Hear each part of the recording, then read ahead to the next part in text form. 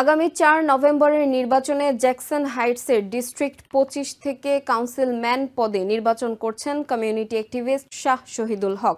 শনিবার সন্ধ্যায় জ্যাকসন হাইটসের একটি রেস্টুরেন্টে আয়োজিত শাহ শহীদুল হকের ফান্ড রাইজিং অনুষ্ঠানে সবাইকে ভোট দেওয়ার আহ্বান জানানো হয়। অনুষ্ঠানে বাংলাদেশি কমিউনিটির নেতৃবৃন্দ সহ বিভিন্ন রাজনৈতিক, সামাজিক ও সাংস্কৃতিক সংগঠনের প্রতিনিধিরা যোগ দেন। তারা জানান, গত প্রায় ৩ দশক ধরে শাহ শহীদুল হক বাংলাদেশি কমিউনিটির জন্য কাজ করছেন।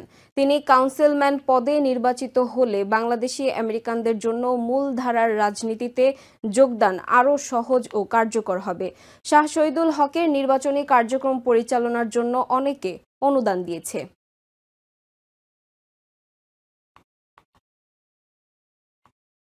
আমি বিজিত হওয়া মানে বাংলাদেশিদের বিজিত হওয়া। আমাকে ভোট দিলে, আমি বিজিত হলে আমি বাংলাদেশের জন্য কাজ করব। আজকে বাংলাদেশের এখানে উত্তরোত্তর সমৃদ্ধি লাভ করছে, এর পাশে আমি একত্রতা বোধ করতে চাই এবং এই এলাকার, আমার নির্বাচনী এলাকার কাজ করতে চাই, যাতে করে আমরা শান্তিপূর্ণভাবে বসবাস করতে পারি, আমাদের ছেলেমেয়েরা ভবিষ্যতে আরও সুন্দরভাবে এই আমেরিকান রাজনীতি করতে পারে। সেই সোপান, সেই উদ্দেশ্য নিয়ে আমি আমার অগ্রযাত্রা।